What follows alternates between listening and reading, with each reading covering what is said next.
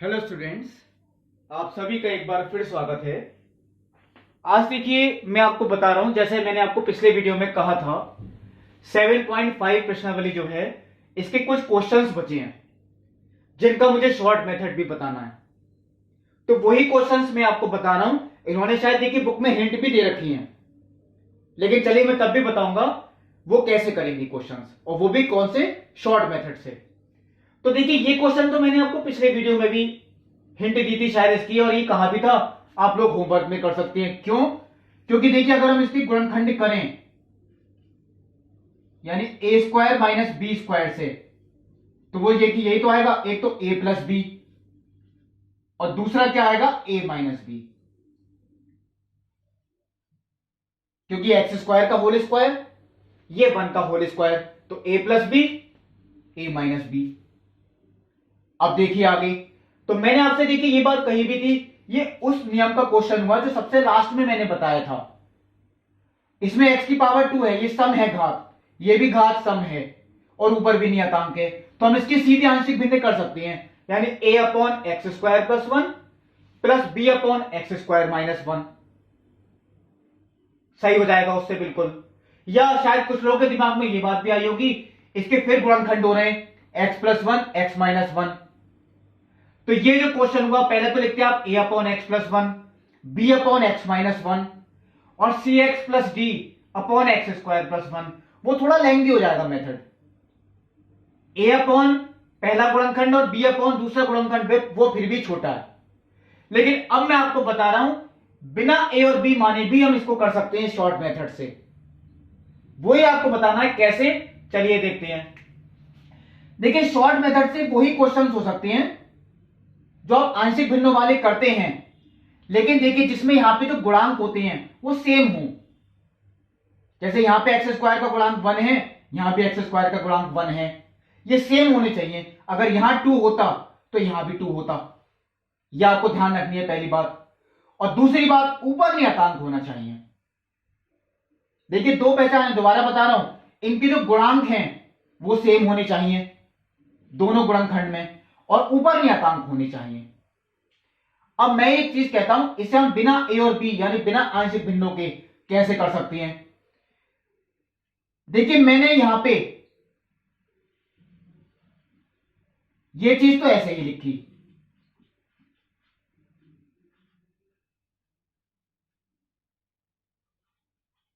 अब मैं आपसे देखिए एक बात पूछता हूं, ये इसमें एक गुणनखंड तो बड़ा है और दूसरा गुणनखंड छोटा है। बड़ा वाला तो यही है एक्स स्क्वायर प्लस 1, छोटा वाला ये है एक्स स्क्वायर माइनस 1। अगर हम बड़े में से छोटे को माइनस करें, देखिए मैं इधर करके दिखा रहा हूं, हमने बड़े में से माइनस किया छोटे गुणनखंड को, देखिए क्या आंसर आएगा। एक्स स्क्वायर से एक्स स्क्वायर तो कैंसिल, माइनस माइनस प्लस के 1, तो 1 प्लस 1 ये इक्वल टू 2 आ रहा है। तो जो अंतर निकल के आए बड़े में से छोटे को घटाने के बाद, जो भी अंतर निकल के आए उसी संख्या से हमें भाग करना है, उसी से हमें गुणा करना है। यह आपको ध्यान रखनी है बात।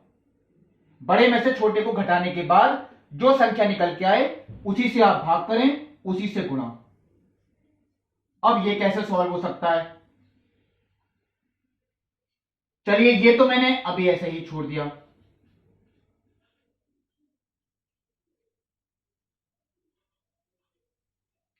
इस वाले 2 को ही हम चेंज कर देंगे। कैसे? ये 2 को देखिए इस तरीके से लिखा है, तो ये 2 को मैं यहां इसी तरीके से लिखूंगा।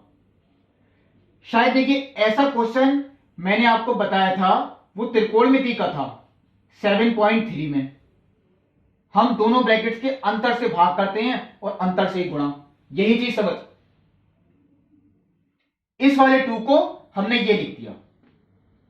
अब मैं अगर आपसे कहूं इन्हें सेपरेट करें, चलिए 1/2 को मैंने बाहर ही लिखा रहने दिया, तो इसके बटे में पहले ये आएगा, ये तो cancel, 1 upon x square minus 1,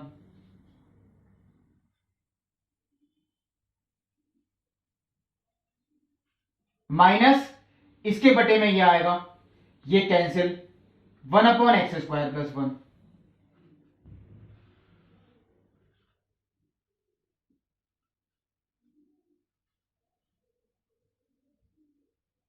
चलिए, यही तो आंशिक भिन्ने भी हैं, वो हमने बिना ए और बी माने कर ली। यही थी देखिए आंशिक भिन्ने।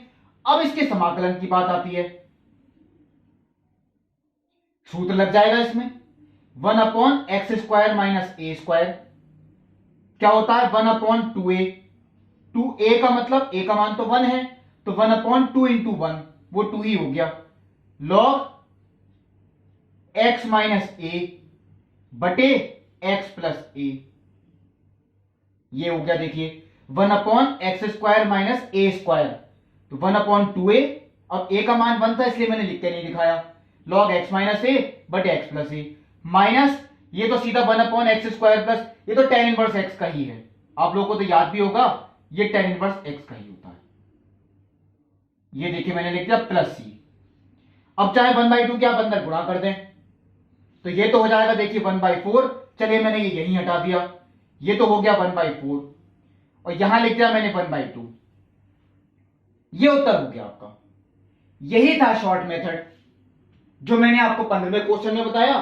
अब देखिए जो क्वेश्चन नंबर 16 है, हो सकता है उसमें भी शॉर्ट मेथड अप्लाई हो जाए, भले ही उन्होंने देखिए लिख रखा है तब भी उसका नियम बताता हूं मैं।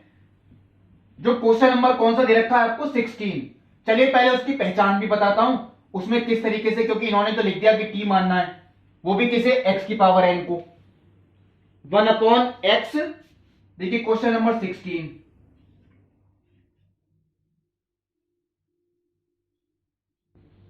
x की पावर n प्लस 1।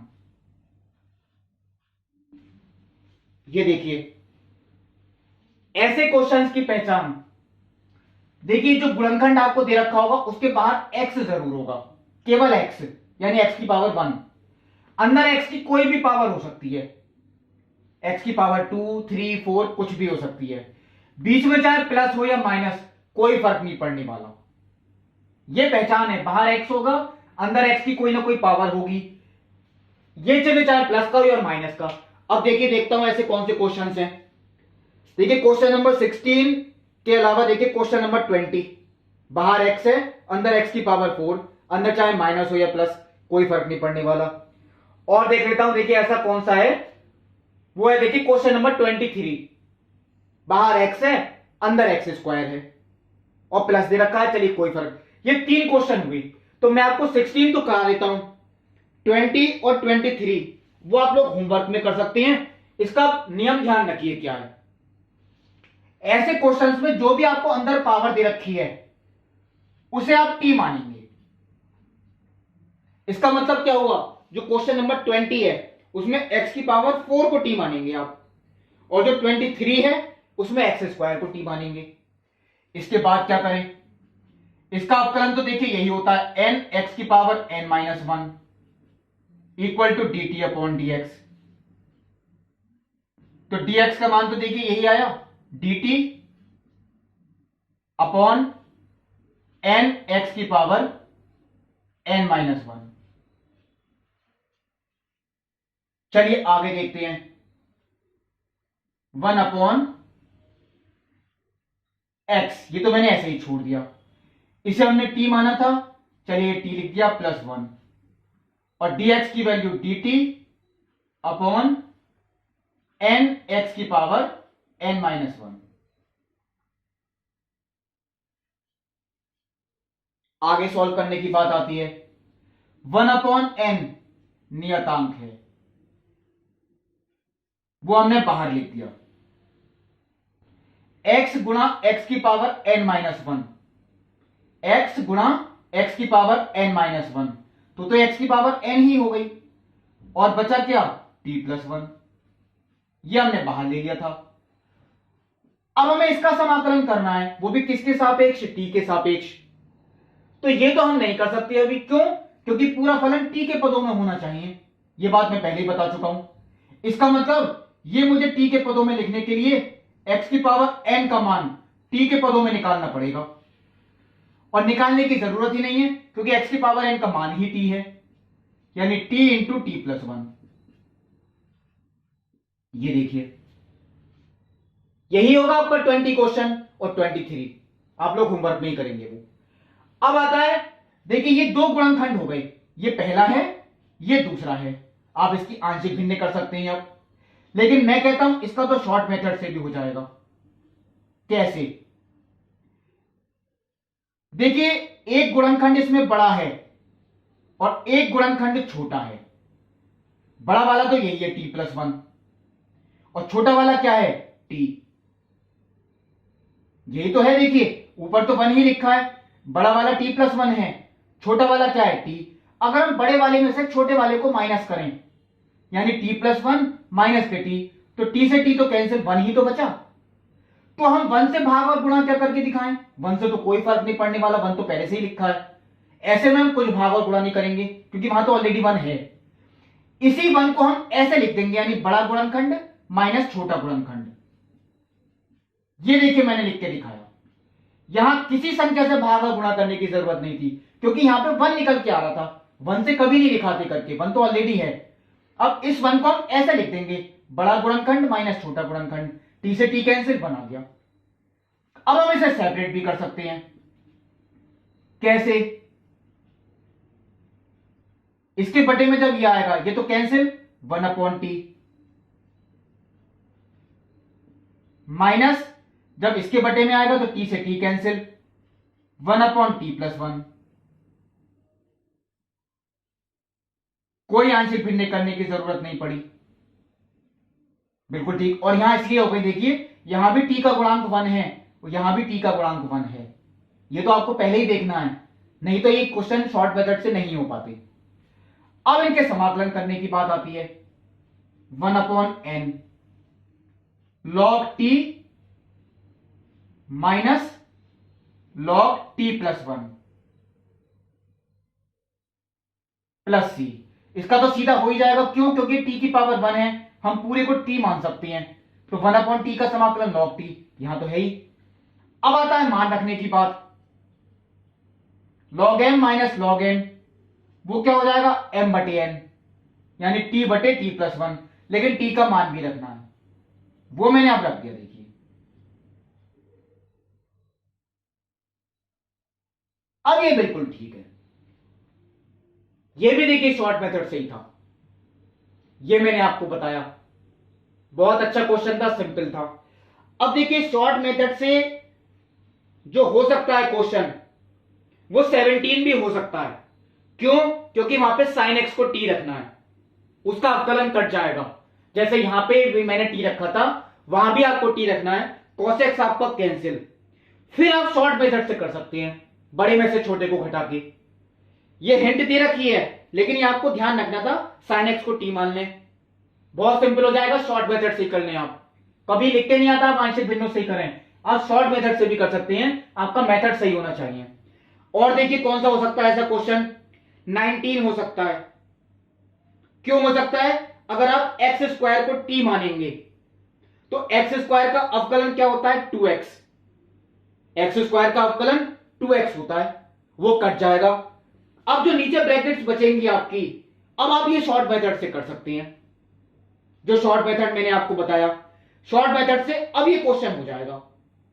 लेकिन चलिए फिर भी मैं आपको एक क्वेश्चन, ये 21, देखिए 21 क्वेश्चन भी आपके लिए हिंट दे रखी है, 1/e⁻x - 1 हमें इसका करना है।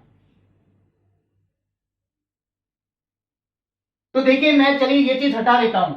यहां भले ही इन्होंने हिंट दे दी थी कि हम e⁻x को t मानेंगे, लेकिन आपको ये चीज ध्यान रखनी है, e⁻x वाला ही अगर केवल गुणनखंड हो, ऊपर नियतांक है, चाहे ये कोई भी नियतांक हो, नीचे प्लस हो माइनस हो, आप e⁻x को ही t मानेंगे। मैं बताता हूं, क्योंकि इसका अवकलन तो यही आएगा, e⁻x इक्वल टू dt/dx। तो dx की वैल्यू कितनी हो गई, dt/e⁻x। अब चलिए आगे देखते हैं क्या हो सकता है, इक्वल टू 1/, इसे हमने t माना था तो ये हो गया t-1, और dx की वैल्यू dt/e⁻x। e⁻x फिर t रख दिया, ये आ गया 1/, टी, क्योंकि मैंने टी लिखा था ये, और टी माइनस वन, ये हो गया। देखिए यहां T into T plus one था, वहां T into T minus one है, ये भी शॉर्ट मेथड से हो जाएगा। चलिए फिर पूरा कर देता हूं एक बार। बड़ा गुणनखंड तो देखिए वो यही है। अगर हम बड़े में से छोटे को माइनस करें, यानी टी में से टी माइनस वन को, तो टी से टी तो कैंसिल, वन बचा। तो हम वन से भाग और गुणा नहीं करके दिखाते, वन तो ऑलरेडी है ऊपर। हम तो इस वाले वन को इस तरह से लिख देते हैं, बड़ा गुणनखंड माइनस छोटा गुणनखंड। अगर इनका अंतर टू होता, अगर इनका अंतर कितना होता, टू, मान लीजिए यहां पे टू होता, यहां भी टू होता, ये भी टू आता, तो टी माइनस टू, तो इनका अंतर टू आता, तो फिर हम टू से भाग और टू से गुणा करते, फिर ऊपर वाले टू को ऐसे लिख के दिखाते, बड़ा गुणनखंड माइनस छोटा गुणनखंड। या आपको जो भी डिपेंड देखिए भाग और गुणा, वो अंतर पे डिपेंड है, आपको देखना है अंतर कितना है। अब मैं इसे सेपरेट कर सकता हूं, पहले इसके बटे में आएगा, टी से T cancel, one upon T minus one, minus इसके बटे में जब आएगा तो टी माइनस वन से T minus one cancel, one upon T D T. समाकलन चलिए करते हैं, ये टी की पावर वन है, इसे टी मान सकते हैं, वन अपॉन टी का लॉग टी, माइनस यहां भी देखिए वन अपॉन टी का log t, log m minus log n, log m बटे एन, यानी एम बटे एन, टी का मान रख देता हूं मैं, चलिए, यानी ई की पावर एक्स माइनस के वन बटे ई की पावर एक्स प्लस सी। तो देखिए जो शॉर्ट मेथड से मैंने आपको क्वेश्चंस दिए, इनकी इन्होंने हिंट भी दे रखी थी, वैसे ऐसा कभी नहीं होता, एग्जाम में कोई हिंट नहीं आती है। 17 क्वेश्चन आप होमवर्क में करेंगे, 19 क्वेश्चन वो आप होमवर्क में करेंगे, क्योंकि एक्स स्क्वायर को टी मानना है, उसमें शायद देखिए 2 से भाग और 2 से गुणा होगी 19 क्वेश्चन में। 20 क्वेश्चन वो 16 की तरह है, 21 देखिए मैंने कर दिया, और 23 भी आपको करना है। अब ये देखिए जो आंशिक भिन्नों वाली प्रश्नावली थी, सारे नियम के क्वेश्चंस वो अब कंप्लीट होते हैं। अब जो इससे अगली प्रश्नावली होगी वो होगी खंडशः समाकलन, जिसमें दो फलन x के गुणा में होते हैं, तब उसका समाकलन कैसे करें, वो आपको मैं अगली वीडियो में बताऊंगा। तब तक के लिए नमस्कार।